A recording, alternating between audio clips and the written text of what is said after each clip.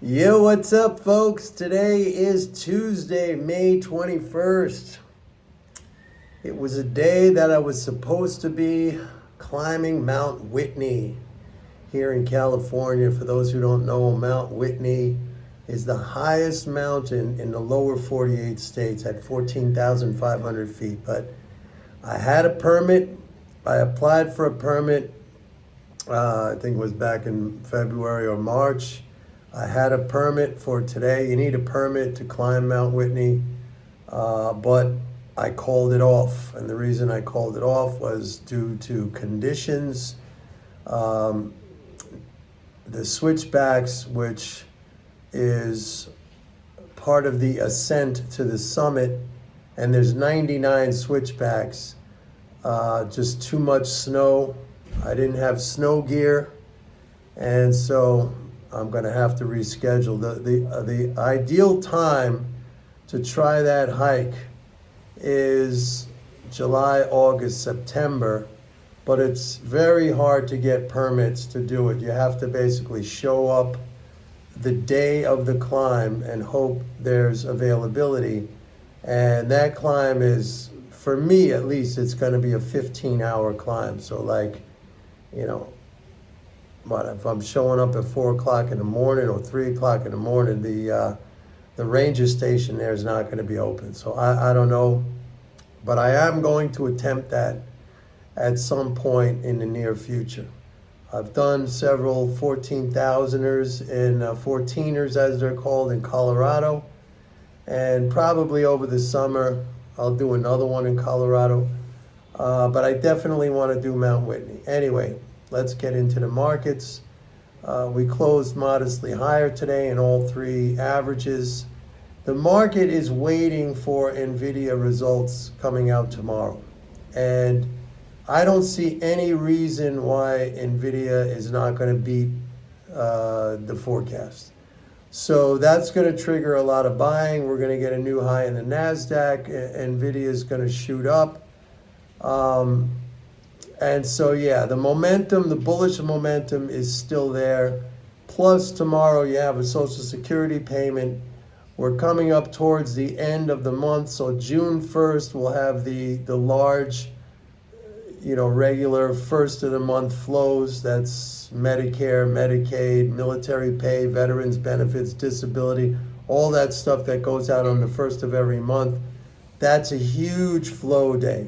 Okay, so as I've been saying, the market to me is overextended, but we have momentum and we have these flows that will continue through early June. Then mid-June we get another tax drain.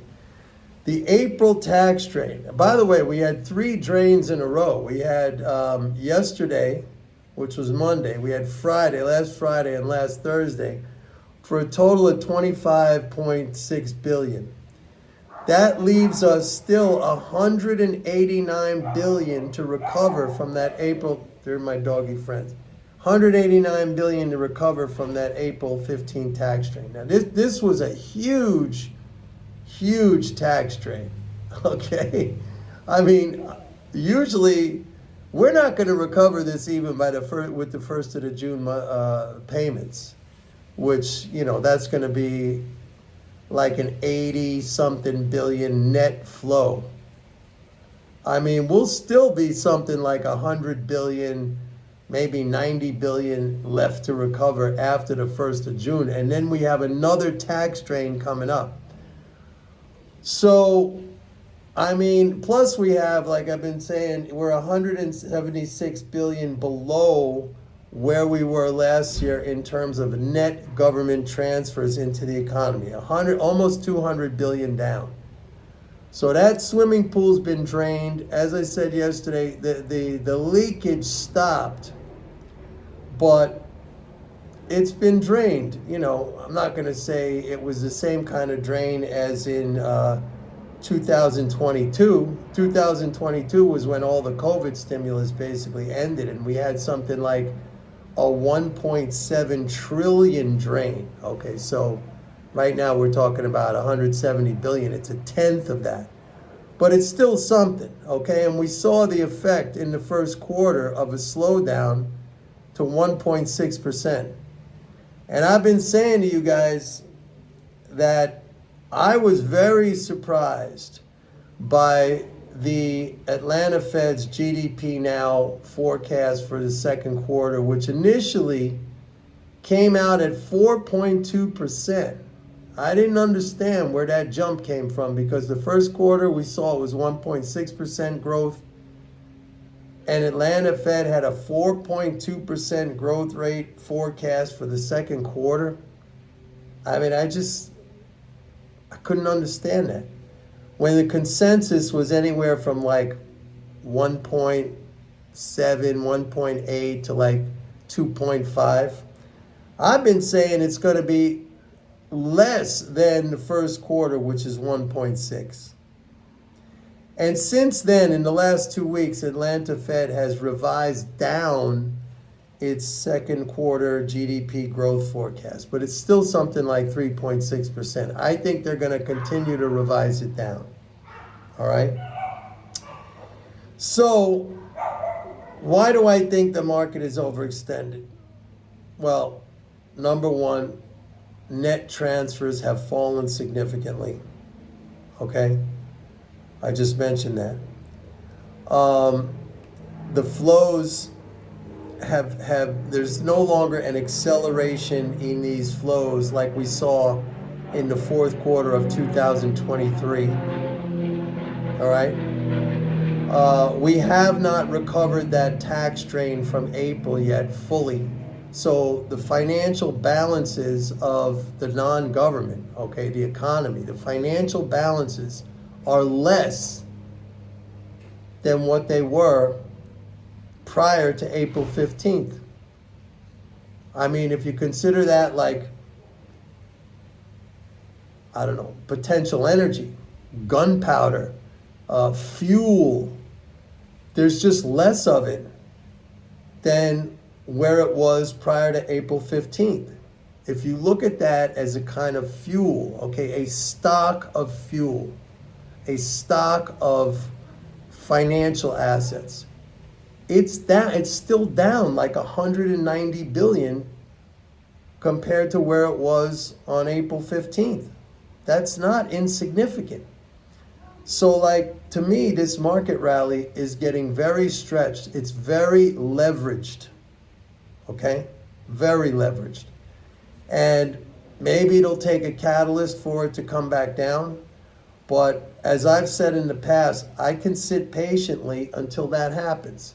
And it will happen. It always happens. It always happens. And believe me, we'll probably see a point at some point down the road where we're going to be talking about the inverse scenario, where people are panicking and selling. Remember I said like the AAII weekly survey, that bull-bear spread in that survey has been positive for 28 of the last 29 weeks.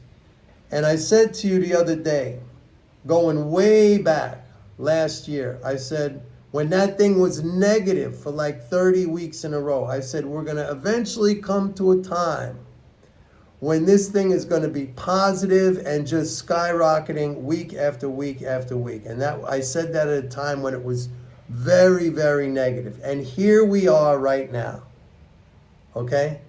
So I'm going to say once again, we're going to come to a time when that thing is again going to be very, very negative for weeks and weeks and weeks at a time. And we're going to be having these conversations, and I'm going to be making these videos telling you guys not to panic, telling you guys that this is an opportunity. This is what we were waiting for. Prices are discounted. I mean, I think I said last week that if you look at the PE ratio of the S&P 500 right now, if you take the inverse of the PE ratio, in other words, whatever the PE ratio is right now, it's 25. You take 1 over 25, 1 divided by 25. That equals 4%. That is the earnings yield on the S&P 500. Meanwhile, you get 5.5% risk-free in cash. So like, where is the appeal of stocks right now? 4% earnings yield, and presumably you invest in stocks to participate in the earnings of corporations. That's why the stock market exists, okay? That is the whole fundamental idea behind the stock market, that you buy little pieces of a company that you can, afford. You buy shares and you participate in the earnings and the profits of that business, assuming it has profits. Now, the S&P 500 has an earnings yield of 4%. Meanwhile, you could stick your money in cash and get 5.5%. Where is the advantage? I do not see it. This is why I am not jumping into the stock market right now. I've been raising cash as the market goes up. Usually I'm fully invested, but there are times when I don't see as much value, and to me it pays to raise some cash and sit patiently on the sideline waiting for a better opportunity. Like I said the other day, I don't run to the store when they're raising prices thinking I gotta go buy at a higher price. I go to the store or I buy my goods and services when prices come down, and I wait for sales. There's always sales. Same thing in the stock market. But many people, I would say most people, do the exact opposite. When they see prices go up, they run to buy. They chase, they go after it. They run to buy the higher price. And when they see prices go down, rather than being smart and savvy and going in there, when those great companies and those great stocks are on sale, what do? They sell them out. They panic. They get all emotional and frightened, and they panic and they sell them out. This is behavior designed to ruin you. I don't participate in that. And the only thing that is required of me is a little bit of patience and discipline. That's it. So that's where I stand anyway right now. Leading flows are still good. They're not accelerating over last year as they were in the fourth quarter of 2023 and early on into 2024. They're not accelerating over last year. It doesn't mean they're falling. It just means that they're not accelerating over last year. They're steady, they're good, they're strong. Net flows, net transfers are falling.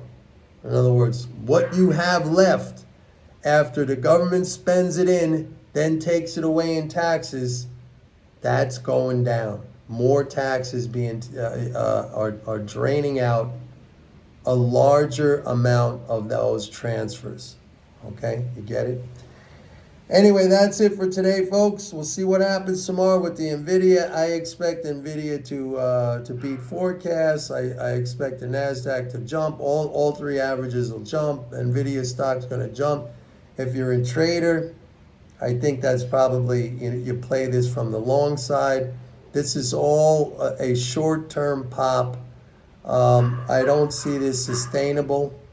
And again, what I've been saying is that the monetarists who had it all wrong in 2023 because of a flawed understanding, an incorrect understanding, which they never went back to examine, okay? They just kind of tossed it away, shrugged their shoulders and said, okay, let's forget about the fact that we were totally wrong based on our model that we adhere to, but now we're going to use the same model to argue that stocks are going to go up. You understand? They have a model that they embrace wholeheartedly. The model was completely wrong last year with the rate hikes. They never tried to explain why it was wrong. They just kind of threw away those forecasts. Maybe some even admitted that they were wrong, but they didn't try to explain why they were wrong. They just, well, we were wrong. But now the same model is being used to say the stock market's going to keep going up. I don't know. For me personally, I look at that, I listen to that, and I'm really, really skeptical. I'm like, how do you use that same model, which was so wrong last year, under conditions where you said that model is going to absolutely lead to an outcome, a crash, a recession, blah, blah, blah. And it didn't happen. Not only did it not happen, the exact opposite happened. And you just say, yeah, we were wrong, but now that model is going to be good now for the market going up. I mean, when I listen to that, I think any halfway intelligent person, when they listen to that, with even just the slightest bit of skepticism, just questioning, like, how does that fly? I mean, you had this thing, it was completely wrong.